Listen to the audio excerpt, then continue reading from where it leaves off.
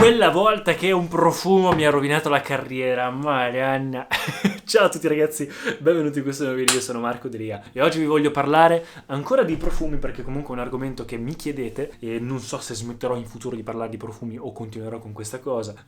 Sto aprendo un canale secondario probabilmente che terrò in inglese o vedrò se unire adesso i due canali. Dipende anche, ho fatto un video la settimana scorsa parlando di queste cose, vi ho chiesto che cosa ne pensate, fatemi sapere nei commenti che cosa ne pensate di un canale multilingua, se volete che faccio una cosa separata o meno, perché ci tenevo anche a parlare di argomenti che a me stanno anche a cuore, i profumi mi piacciono, però vorrei parlare anche di altro. Ad esempio tempo fa parlavo della mia carriera da modello, continuavo a fare concorsi in giro per il mondo, dopo essere stato a Mister Italia, a essere andato bene, sono andato a Miami come Mister Model International, è andata bene, e dopo essere stato a Miami sono stato nelle Filippine a Manila a fare questo concorso come Mister World Italia, e a Manila ho conosciuto, eravamo in 100 ragazzi circa e ogni ragazzo rappresentava un paese diverso. Io rappresentavo ovviamente l'Italia, quindi come Mister World Italy. Nel momento in cui ero lì, diciamo che tutti sti ragazzi erano super carini, gente pazzesca, c'erano ingegneri aerospaziali, c'erano attori, medici. Io così, da peschiera,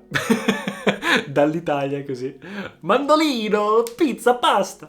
Vabbè, niente. E praticamente in tutto ciò, alla fine, il mio sogno all'epoca era quello di, non è il mio sogno ora, però all'epoca era quello di diventare un attore e fare qualcosa a Hollywood, quindi andare negli Stati Uniti e iniziare a lavorare nella moda lì per potermi permettere dei corsi per poi andare a studiare recitazione ad Hollywood o comunque canto o fare insomma quella cosa. Fatalità, l'ultimo giorno uno dei ragazzi con cui ho fatto amicizia, Dario, Mr. World Honduras, nel parlare proprio il giorno della finale mi fa: ma senti, te cosa fai nella vita, cosa non fai eccetera, e faccio voglio fare questo nella vita. Ah, ma sai che io abito ad Hollywood, cioè abito a Los Angeles e lavoro come attore?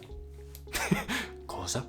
Allora ho preso 12 palle al balzo ovviamente e gli ho detto: ma senti Dario, che ne dici se vengo a trovarti a breve? E lui in realtà fu molto carino, super carino, lui e il suo manager Martin mi hanno ospitato poi la primavera dopo per 15 giorni a Los Angeles e ho visitato tutta Los Angeles, è stato bellissimo, ho visto gli studios, siamo andati anche all'Ellen Show, abbiamo fatto tante cose, dato che aveva tante conoscenze sia Dario che comunque il suo manager, e mi hanno anche aiutato ad andare ad agenzie, perché io ho detto: io questo viaggio voglio dare il massimo, me l'ero organizzato tantissimo per andare a tutte le agenzie per richiedere la sponsorship, perché per andare a lavorare negli Stati Uniti serve la visa, serve il permesso e quindi serve qualcuno che ti faccia da sponsor per poter lavorare là. Il problema è che come modello o come attore serve la visa, il permesso artistico, che è un po' più difficile da ottenere, di solito te lo può dare un'agenzia, e quindi sono andato in cerca e con il mio book in mano, completamente ignorante perché all'epoca diciamo non avevo tante foto, non avevo tanto portfolio, ero giovane,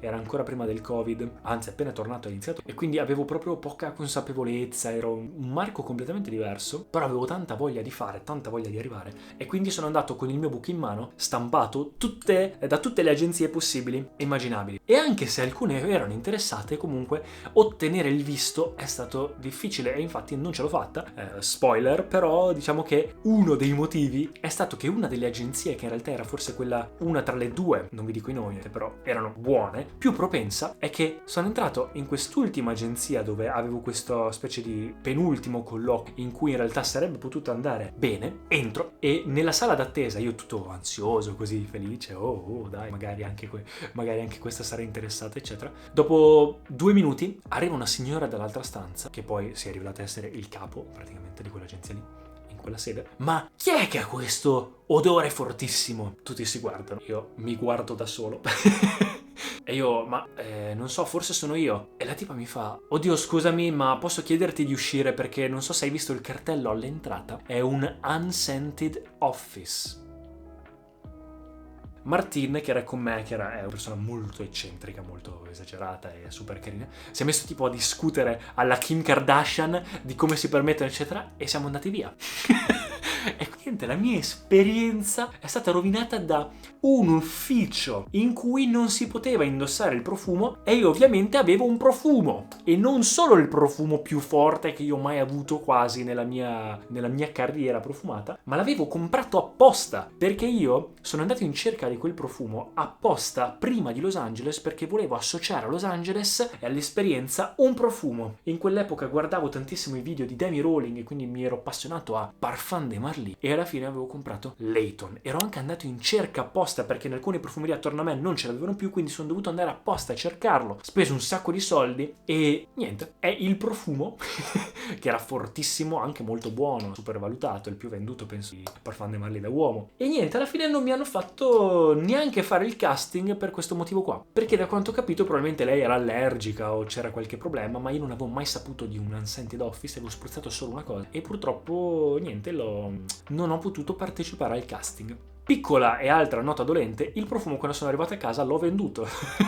Anzi, l'ho venduto e poi ho comprato un altro di Parfum de Marly, che è quello che conoscete bene, Herod, di cui ne parlo sempre. Perché? Perché in realtà io volevo associarlo a Los Angeles e in realtà a Los Angeles mi sono accorto che non è tutto rosa e fiori come si vede, ma per la maggior parte del tempo a Los Angeles si sta in macchina, si sta nel traffico. E quindi io che soffro tantissimo di nausea da movimento e soprattutto se non guido e sono in macchina, è stato un disastro, avevo sempre la nausea, stavo sempre male, quindi questo profumo fortissimo, un po' quindi questo fougère, un po' questa lavanda che comunque non è il massimo in macchina perché non è un profumo magari super fresco o altro, no, è un po' questo cremosino e quindi dava quasi proprio, ho associato quel profumo talmente tanto alla nausea, allo star male, alle brutte esperienze che non riuscivo più a sentirlo, lo sentivo e mi dava proprio fastidio. Poche volte mi è successo e purtroppo ragazzi quando è così il profumo è collegato con l'ippocampo e quindi non c'è da fare, non ci si può fare niente. Quando è collegato a un'emozione, un qualcosa diretto nel cervello non puoi quasi più farci niente.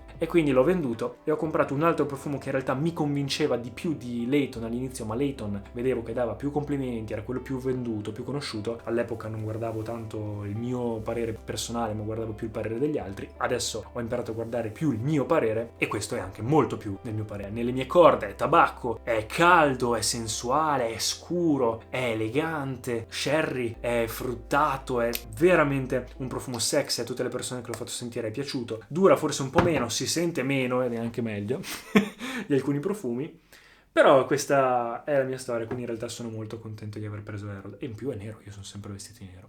Quindi ragazzi, non è sempre ottima l'idea di indossare un profumo in tutte le occasioni, non è sempre ottima l'idea di indossarlo al lavoro, non è sempre ottima l'idea di avere un profumo fortissimo. Ricordate che c'è un bon ton dei profumi e di dare un'occhiata se il posto dove andate e il profumo che indossate è quello giusto per l'occasione e se bisogna indossarlo. Ecco qua ragazzi, non fate il mio stesso errore. Spero che il video vi sia piaciuto, lasciatemi un commento mi piace, iscrivetevi al canale e ci vediamo al prossimo video. Ah, e seguitemi su Instagram. Ciao ragazzi!